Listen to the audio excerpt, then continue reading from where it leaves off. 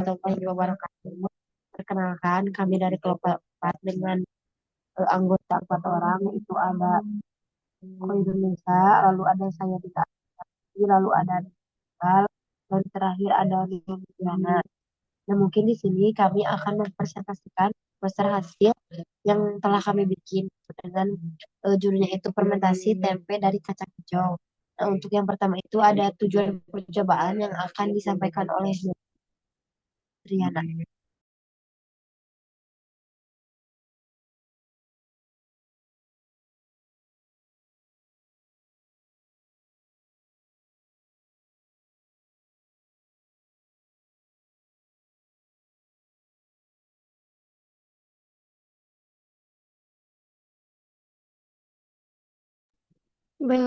Yang pertama, membuat tempe dengan bahan dasar kacang hijau melalui proses fermentasi yang terkontrol. Kemudian yang kedua, mengidentifikasi aroma dihasilkan melalui uji panelis.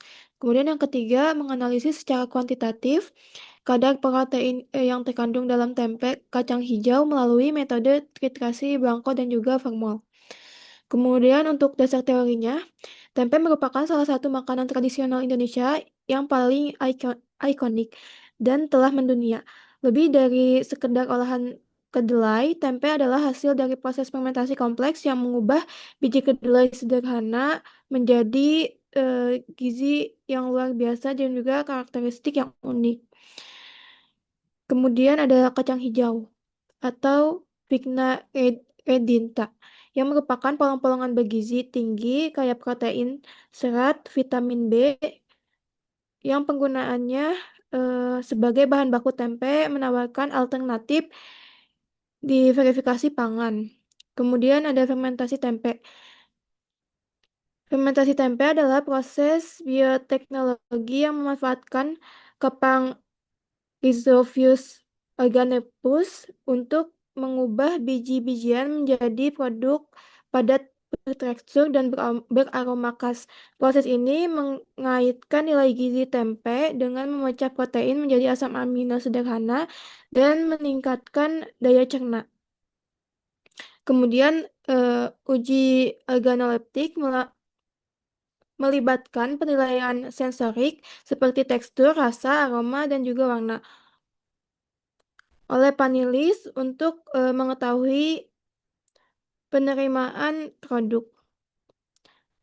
Kemudian ada uji protein yang terdiri dari uji bioret atau kualitatif yang mendeteksi ikatan peptida protein melalui perubahan warna menjadi ungu dalam suasana basah. Kemudian ada tritasi formal yang menentukan kadar protein total berdasarkan reaksi gugus amino bebas dengan formaldehid yang dititrasi dengan NaOH. Berdasarkan SNI tahun 2015, tempe yang layak memiliki kadar air maksimal 65%, protein minimal 15%, kemudian lemak minimal 7%, dan abu maksimal 1,5%, dan serat kasar maksimal 2,5%. Selain itu, tempe harus memiliki karakteristik sensori normal dan bebas cemaran. Kemudian saya kembalikan kepada moderator. Terima kasih. Mungkin selanjutnya itu ada hasil percobaan dan pembahasan yang akan disampaikan oleh Indonesia. Baik, terima kasih moderator. Kemudian di sini ada mengenai hasil percobaan. Nah, yang pertama ini mengenai uji organoleptik. Nah, dari hasil percobaan yang telah dilakukan, tempe kacang hijau ini bertekstur lembut, padat, memiliki rasa yang gurih khas kacang hijau dan aroma fermentasi normal sehingga produk dapat diterima dengan baik. Kemudian uji yang selanjutnya adalah uji kualitatif protein yang dilakukan dengan uji bioret. Nah, larutan sampel TP ini diambil ekstraknya dan diuji dengan reagen bioret. Ketika diuji, larutan ini menunjukkan perubahan warna ungu atau membentuk kompleks ungu yang menandakan adanya protein. Kemudian pada uji kuantitatifnya, yaitu melalui titrasi Blanco dan titrasi Formol. Titrasi Blanco di sini bertujuan sebagai larutan pembanding, yang menghabiskan volume titrasi sebanyak 0,2 mili dan juga titrasi formal yang menghabiskan volume sebanyak 1,5 mili. Nah, berdasarkan perhitungan dari volume titrasi dan berat sampel, kadar protein tempe kacang hijau yang diperoleh adalah sebesar 1,137%. Kemudian pembahasannya dari percobaan yang telah dilakukan dalam mengevaluasi karakteristik organoleptik dan mengukur kadar protein secara kuantitatif, dari hasil organoleptik ini menunjukkan bahwa tempe kacang hijau yang dihasilkan memiliki tekstur yang lembut, rasa gurih, khas kacang hijau, aroma fermentasi yang normal. Nah, karakteristik ini mengindikasikan keberhasilan fermentasi dan penerimaan produk secara sensoris, menunjukkan potensi kacang hijau sebagai bahan baku alternatif tempe. Kemudian dari uji kualitatif proteinnya memberikan hasil positif yang ditandai dengan perubahan warna menjadi ungu, yang mengonfirmasi keberadaan ikatan peptida atau protein dalam tempe kacang hijau. Hal ini sesuai dengan prinsip fermentasi tempe yang menghasilkan pemecahan protein menjadi komponen yang lebih sederhana, sehingga meningkatkan daya cerna dan nilai gizi. Kemudian dari analisis kuantitatif protein menggunakan titrasi Blanco dan Formol menunjukkan kadar protein tempe kacang hijau rata-rata sebesar 1,137%. Angka ini jauh di bawah standar SNI karena em, penetapan kadar protein dalam tempe itu minimal 15%. Sebagai pembandingnya adalah kacang kedelai yang biasa kita temui dalam kehidupan sehari-hari. Nah, kemudian perbedaan signifikan ini kemungkinan besar disebabkan oleh beberapa faktor. Nah, yang pertama, em, karena tempe kedelai ini secara alami memiliki kandungan protein yang dari awal itu lebih tinggi dibandingkan kacang hijau. Kemudian proses fermentasi kacang hijau ini juga mungkin belum sepenuhnya dioptimalkan karena berbagai faktor seperti rasio incoulum, suhu, dan waktu fermentasi yang dapat mempengaruhi efisiensi konversi serta retensi protein. Kemudian juga metode analisa yang digunakan mungkin memiliki presisi yang berbeda dibandingkan dengan metode standar yang digunakan untuk penerapan SNI. Namun, pada percobaan kami juga sempat terjadi human error dikarenakan tempe yang digunakan itu masih kemungkinan kurang kering sehingga ragi tidak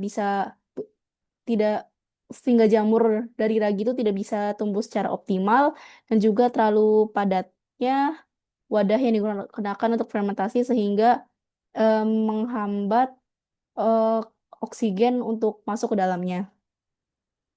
Baik, sekian dari pembahasannya. Untuk kesimpulan, dikembalikan ke moderator.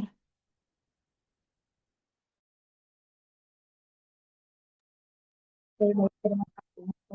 Pak. Mungkin di sini saya akan menyampaikan kesimpulan gitu dari poster yang telah kami buat, nah, di mana pada tempe yang berbahan dasar sejauh ini proses pembuatannya sama seperti tempe yang dibuat dari kacang kedelai, nah, namun dengan tata cara yang berbeda. Nah, di mana untuk catatannya kacang harus dikupas agar tidak menghambat pertumbuhan incoulum. Nah, lalu ada kacang harus benar-benar kering. Kenapa? Karena kepada hasil percobaan yang telah kami bikin, eh, fermentasi untuk tempe yang kita buat itu tidak berhasil atau gagal lah bisa dibilang karena pada proses pengeringan untuk kacang hijau itu tidak tidak benar-benar kering. Nah, lalu ada penempatan kacang dalam tempat fermentasi tidak terlalu padat. Nah, di mana hasil uji organoleptik atau produk backup di mana menunjukkan kualitas yang bagus sehingga produk dapat diterima dengan baik. Lalu kadar protein yang didapat dari titrasi blanco dan titrasi formal adalah sebesar 1,137%.